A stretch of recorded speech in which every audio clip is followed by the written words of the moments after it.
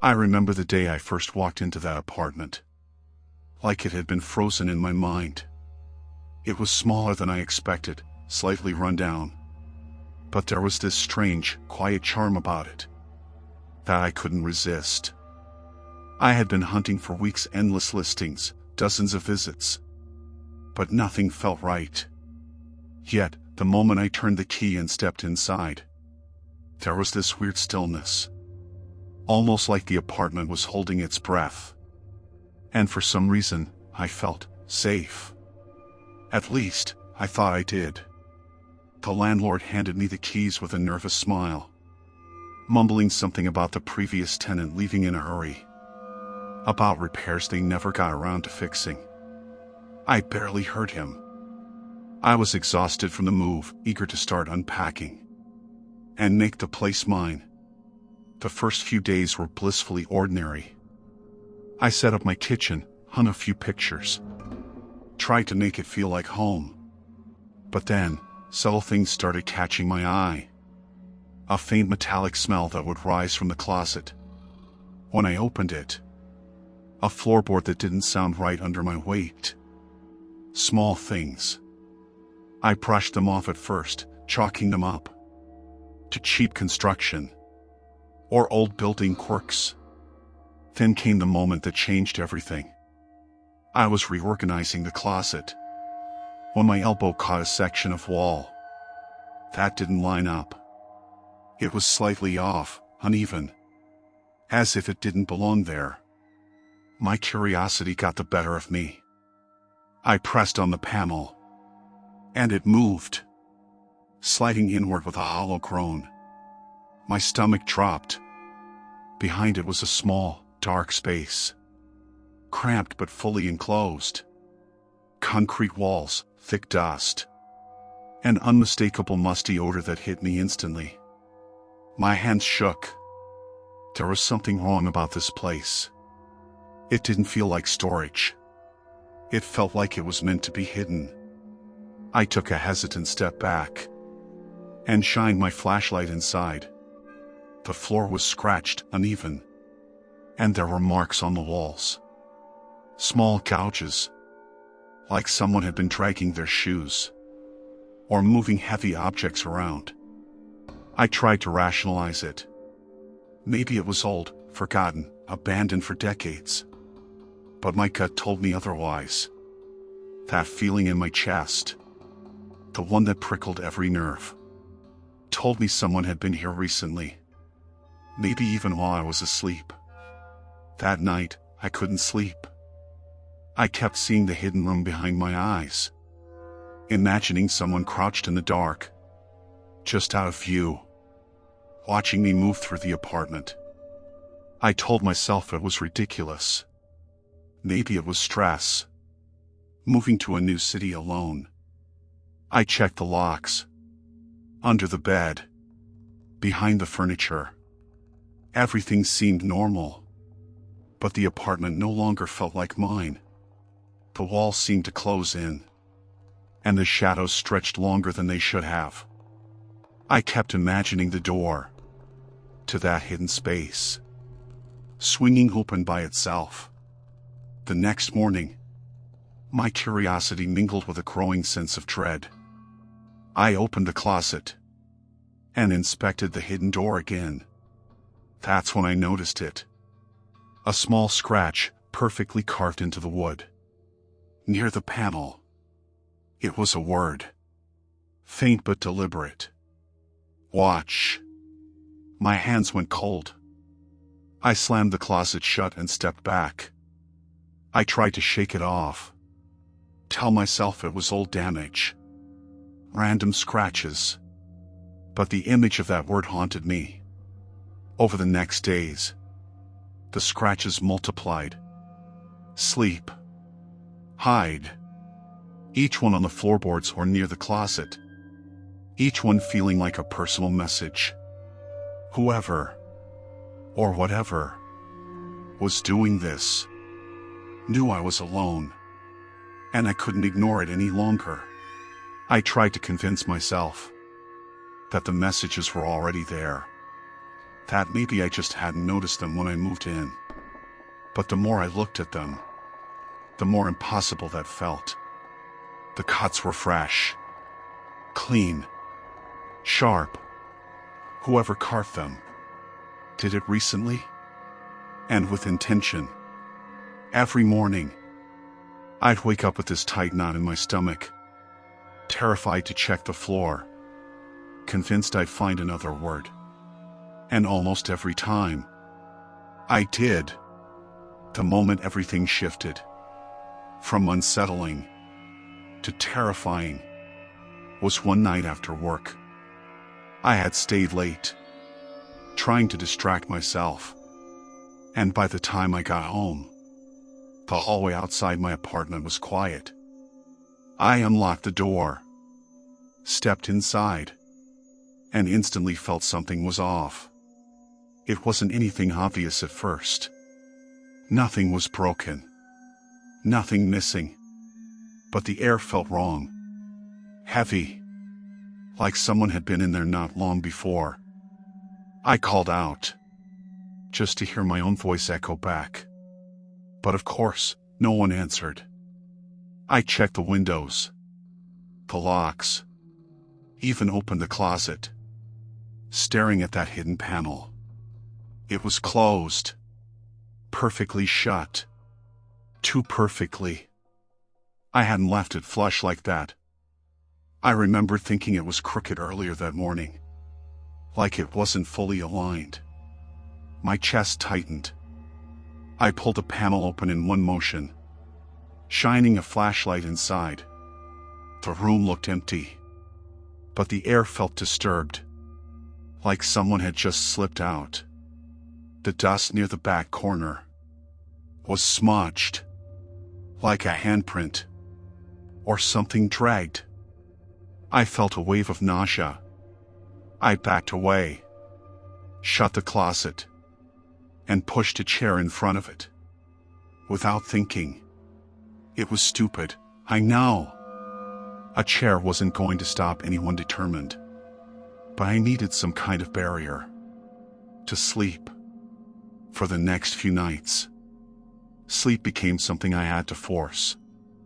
I kept waking up at the smallest sounds. The refrigerator compressor, a settling pipe, a car on the street outside. My mind twisted each noise into someone shifting just out of sight, someone creeping through the walls. I started wearing headphones just to drown out the quiet, but that made it even worse. I felt blind, like someone could be standing right next to me, and I'd never know. 2 weeks in, I was standing at the kitchen counter, making coffee, when I noticed the spoon I had placed in the sink the night before wasn't where I left it. It was on the counter now, lined up perfectly, parallel to the edge. Too perfect. That precision, those little adjustments, weren't accidents. They were messages. Someone wanted me to know they'd been here. I took pictures, timestamped them, even thought about going to the police. But what was I supposed to say? That someone moved my spoon? That I found words carved into the floor of a cheap apartment? I could already imagine the look on the officer's face. And honestly, part of me was scared. It was all in my head. Then came the night that erased that doubt forever. I was lying in bed, half asleep, when I heard it. A soft, slow tapping. Not the pipes, not the wind. This was deliberate, rhythmic, coming from the closet. I froze, my heart slamming into my ribs, so hard I could hear the blood rushing in my ears. I held my breath, listening. Tap, tap, tap, like someone's fingernail lightly hitting wood. I couldn't move. My whole body went stiff, muscles locked, eyes fixed on the dark shape of the closet door. After what felt like an eternity, the tapping stopped. I waited, counting the seconds in my head, too terrified to breathe. Then the faintest creak, the kind of sound a door makes when someone puts pressure on it from the other side. I shot upright, grabbed the nearest thing I could find, a lamp, and flipped every light in the apartment on. The closet door was still closed. The chair I'd put in front of it was still there. But something inside me knew. Someone was behind that panel. Someone who had come and gone, without ever being caught on my cameras. Someone who moved in silence. Someone watching me.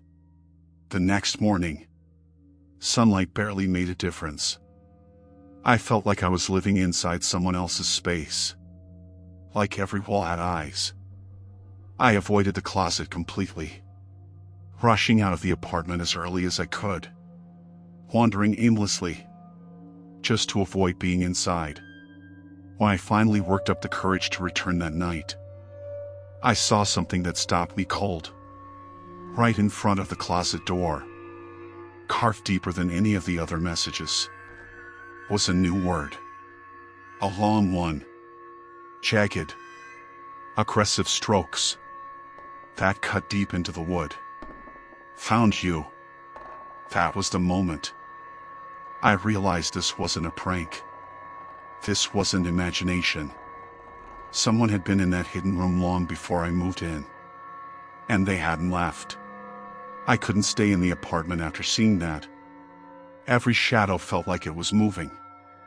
Every creak and groan of the building sounded like footsteps just beyond the walls.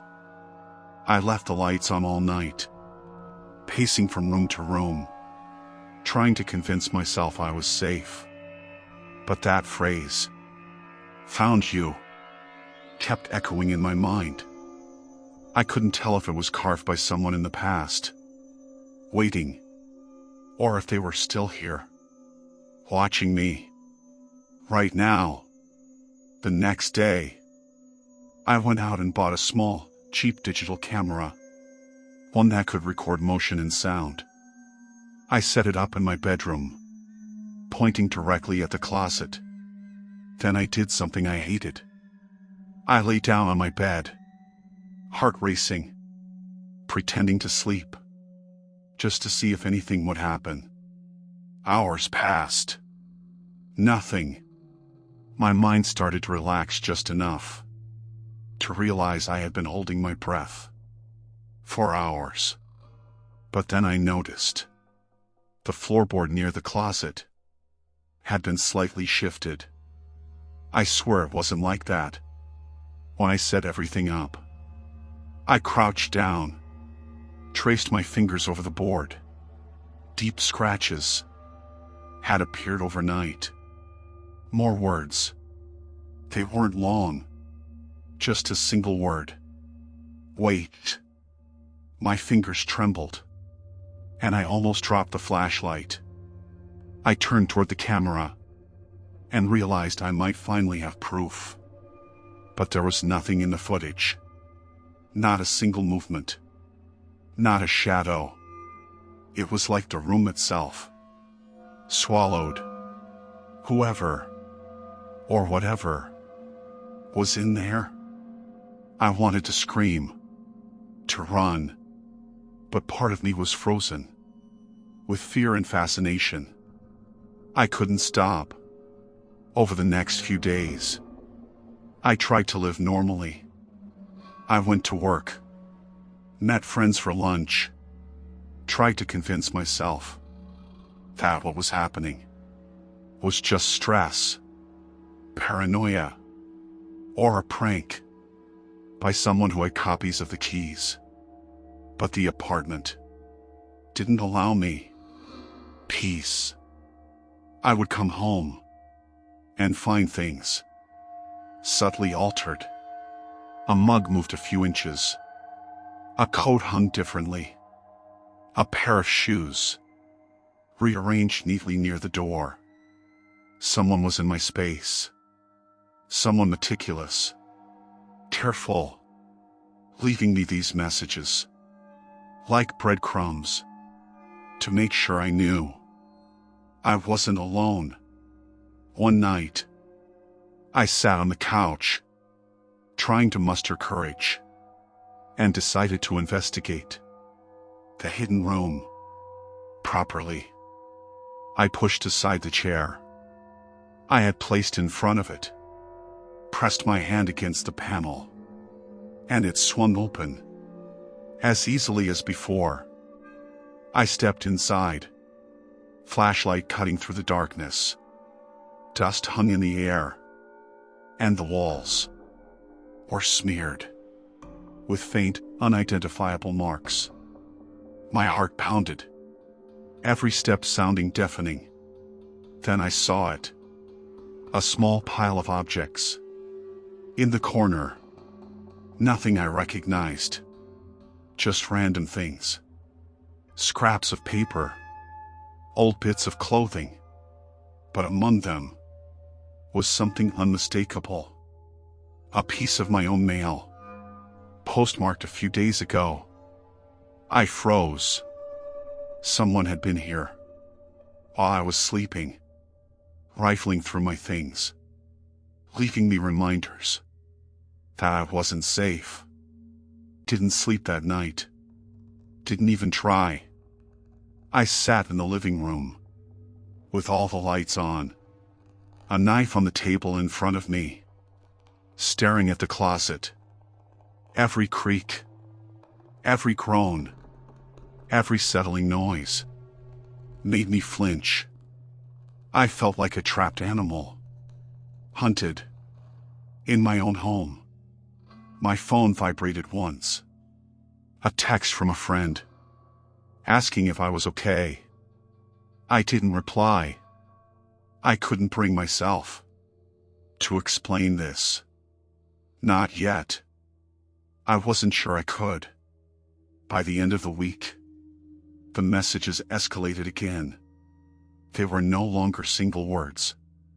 Now there were full phrases, carved with urgency. Don't sleep. I see you. Stop hiding. They were closer to where I slept, right at the edge of my bed. My hands shook as I photographed them.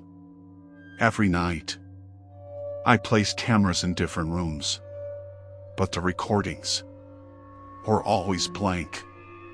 Whoever this was, they were clever, patient, and untraceable. I began noticing patterns in their timing, almost like they wanted me to follow a rhythm I couldn't understand. Sleep became impossible. I stopped leaving the apartment. During the night, I began keeping the lights on at all times, pacing the rooms, talking to myself, just to stay awake, just to maintain some control. Every creak, every scratch, every faint whisper of movement made my blood run cold. The apartment wasn't just a place to live anymore. It had become a trap, a stage for someone else's game. And I was the only player. The next morning, I decided I couldn't do it alone anymore. I needed help.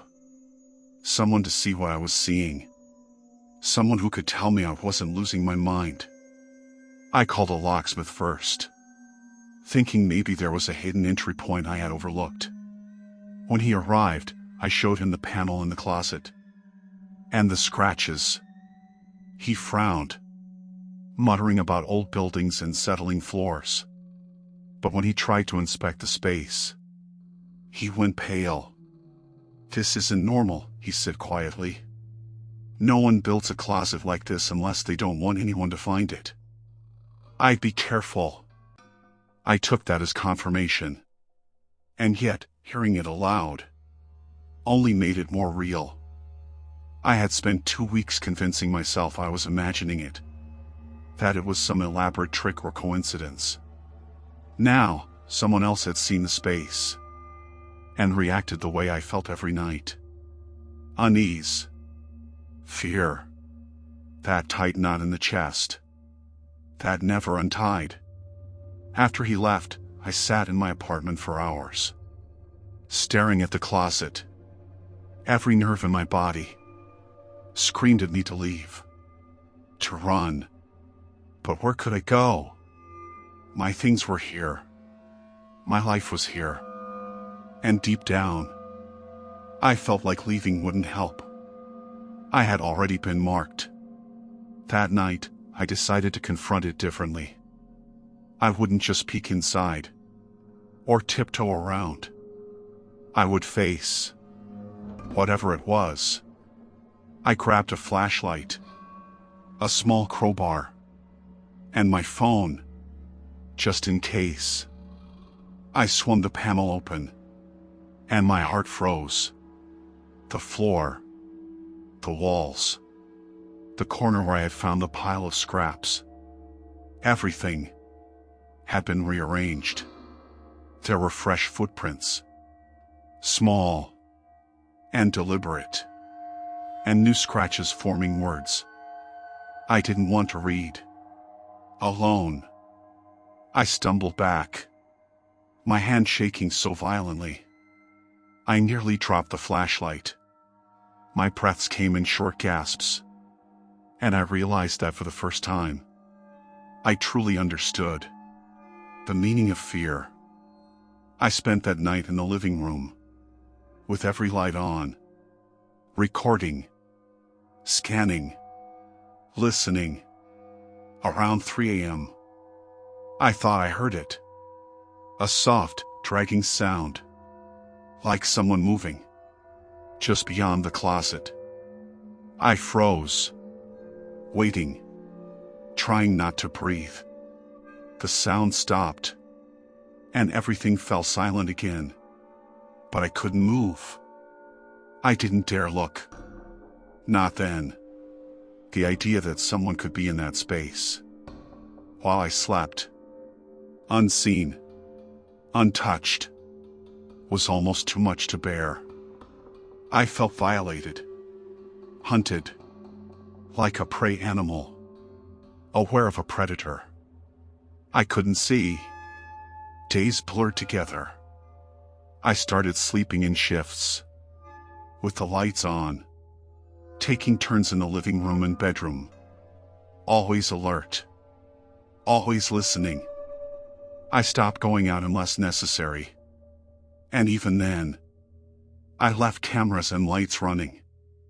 I began obsessing over patterns, where the scratches appeared, how the floorboards looked in different lights, the faint sounds in the walls. Everything mattered. Every detail was a potential clue. I couldn't let myself relax, couldn't let my guard down. That hidden room had taken over my life, and I realized I didn't know if it would ever let me go. Then, one evening, I found something that made my blood run cold. I was in the kitchen, making tea, when I noticed a small envelope slipped under the door. No stamp, no address. I picked it up with trembling fingers. Inside was a single photograph. It was my bedroom, taken from an angle I didn't recognize, showing my bed as I slept. The night before, someone had been inside while I was unconscious. My hands shook so hard, I dropped the cup, shattering it on the floor. I couldn't think, couldn't breathe. The realization hit me. I was living in the same space as someone who could come and go without leaving any trace. Someone who had been here long before I arrived. I stopped pretending after that. I couldn't convince myself that it was a prank or imagination. The hidden room was no longer just a secret in the walls. It was a presence, a living thing. Someone had been using it as a base, watching me, manipulating my life. And now I knew they were still here. Every night I waited, expecting movement, sounds, scratches, new messages. I never knew when they would act next, but I knew it was only a matter of time. My apartment wasn't home anymore. It was a cage, and I was trapped inside with someone who knew me intimately, who knew my routines, my fears, my every move. I started noticing the signs of exhaustion before anyone else did. My hands would shake, even when I wasn't scared. My thoughts felt slow, blurry around the edges. Some days, I'd catch my own reflection in the bathroom mirror and barely recognize myself. Eyes sunken, cheeks hollow, nerves shot to hell. But no matter how worn out I became, I couldn't rest. Every time I tried to sleep, my mind replayed the photograph of me lying in bed. Someone had stood over me long enough to take that picture. Someone had been inches from my face. Someone had watched me breathe. I knew I needed answers. I couldn't keep living like this, tiptoeing around my own apartment. So I made a decision that scared me more than anything else. I was going to search that hidden room properly. Not a quick peek, not a glance with a flashlight. I would crawl in completely, examine every inch, find anything the person had left behind. Maybe then I'd finally have proof, something solid, to make sense of this nightmare. I waited until late afternoon, when the sunlight was brightest. I pushed the chair aside, opened the panel, and forced myself inside. The air was heavier than before, almost damp, like moisture had seeped through the concrete walls. The smell hit me immediately. Something stale, sour, almost like old sweat, mixed with dust. My flashlight beam shook with every breath. As I scanned the cramped space, the floor had been scraped so many times, it didn't even look like wood anymore. In the corner, I found a small indentation, like a shallow hole someone had dug out deliberately. Inside were tiny objects, a rusted key, a rubber band, a corner of torn fabric I didn't recognize. But what froze me was the final item. A folded piece of paper with my name on it. My handwriting. My name written in my handwriting. I unfolded it with trembling fingers. It was a page ripped from one of my old notebooks. A page I didn't remember tearing out. My name was written over and over, dozens of times, in different sizes, darker at the bottom, as if someone had pressed the pencil harder.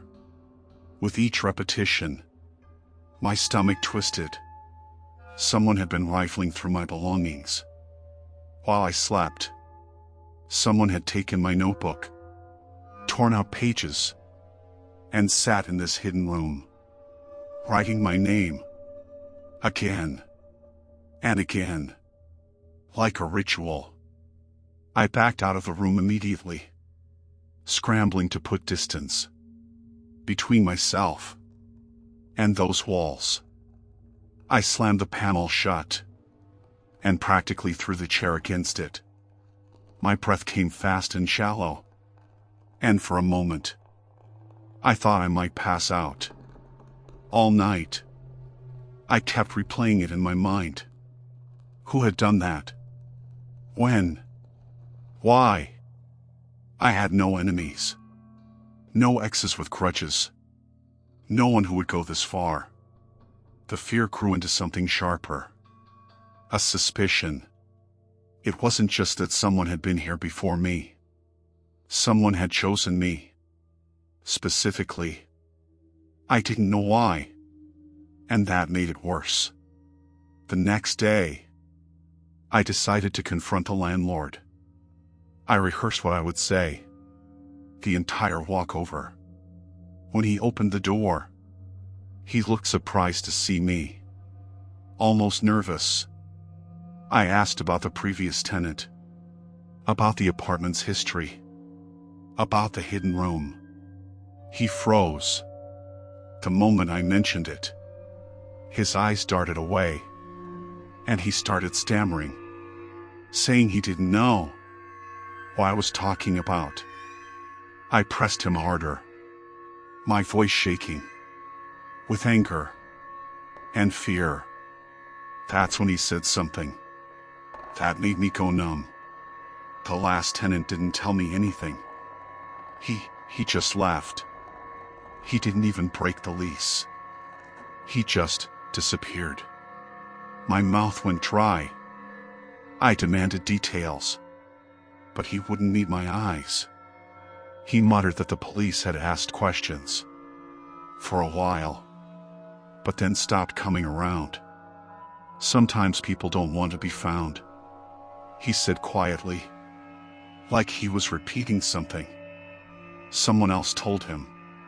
Sometimes people move on. But I knew, deep down, I knew the truth. He was too afraid to say. The last tenant didn't move on. Something happened to them. Something inside that apartment. When I went home, the apartment felt different. Not just frightening. Watchful. Like the walls themselves. Or waiting. That night, I sat on the edge of my bed, staring at the closet door, trying to stay awake. At some point, exhaustion overtook me, and I drifted into a light, restless sleep. I woke up to the sound of breathing.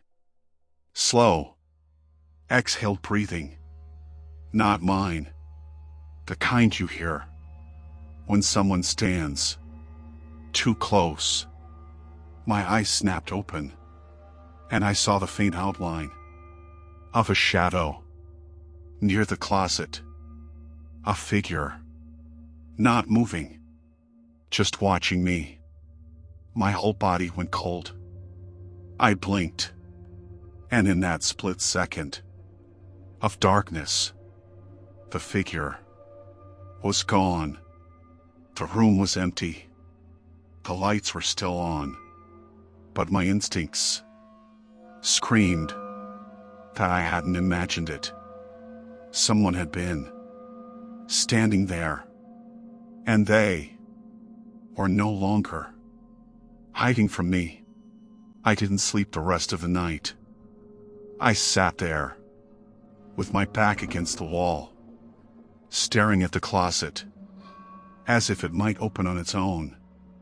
My hands wouldn't stop shaking, no matter how many times I told myself to breathe. Every sound outside, cars passing, neighbors upstairs, even the hum of the refrigerator, felt like a threat. I kept replaying what I'd seen, the silhouette, standing just a few feet away, the slow, steady breathing. That didn't belong to me. It wasn't my imagination. I knew the difference between fear and hallucination. Something had been there. As soon as dawn broke, I packed a bag, just the essentials: clothes, toothbrush, a few documents. I didn't care about anything else. My original plan was simple. Leave. And never come back. I didn't need the security deposit. I didn't need to explain anything. I just wanted out. My brain screamed at me. To get away. To run now. Before whoever was in that hidden room decided to do more than just watch.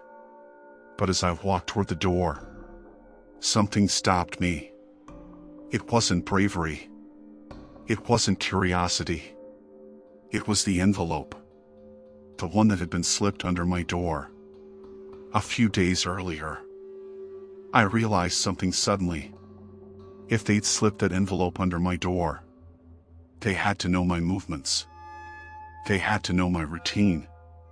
If they truly had access to the apartment, the way it seemed, what was stopping them from following me wherever I went? What if leaving didn't fix anything? What if I was already part of something I couldn't just walk away from? I froze, bag in hand, staring at the doorknob, like it might answer the questions racing through my mind. And then, as if the universe wanted to give me clarity or taunt me, I heard a noise from the closet. Soft. A faint scratch. Not loud enough to be an accident. Quiet enough to be intentional. I turned my head slowly, my heart pounding so hard I could feel it in my teeth. The closet door was shut. The chair pressed against it. But the sound continued. Steady. Methodical. Like someone was dragging a fingernail along the inside of the panel. I backed away, my breath coming in short bursts. For a moment, I thought about running out the door and not looking back, just sprinting into the hallway and pounding on a neighbor's door. But something inside me held me still. Maybe it was the knowledge that no matter where I went, I would never stop feeling hunted. I walked into the hallway outside the apartment, needing to breathe different air for a moment. But the hallway didn't feel any safer. I felt exposed in a different way, like the walls out there were too thin, like anyone could be watching me from behind any door. I paced back and forth before finally sitting on the floor against the wall. I buried my face in my hands, feeling tears of frustration burn behind my eyes. I wasn't someone who cried easily, but everything had reached a breaking point. When I finally stood again, I made a decision that, in hindsight, was probably the most dangerous one of all. I decided I needed to know exactly who or what had been living in that hidden room. I couldn't keep guessing. I couldn't keep being afraid in the dark. So instead of running, I walked back inside, locked the door behind me, and set up every camera I owned. I placed one in the living room, one on the kitchen counter, one facing the bedroom door, and one directly aimed at the closet. I positioned them low, high, at angles I hadn't used before. Whatever was slipping past the footage before would have to reveal itself now. Then, I turned off every single light. If they liked the dark, I would give it to them. I sat on the floor, in the hallway between the bedroom and living room, far enough to watch the closet, close enough to reach my phone and call for help. Every muscle in my body was tense, waiting. Minutes felt like hours. My eyes strained to see shapes in the dark.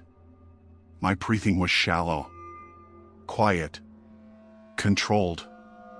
At some point, maybe an hour in, maybe two, I heard it. A slow creak, like wood bending under weight.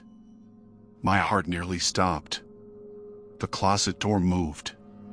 Just an inch, maybe less. But it moved. The chair I had pressed against it nudged forward, slightly. I wanted to scream, but my voice caught in my throat. I stayed completely still, watching.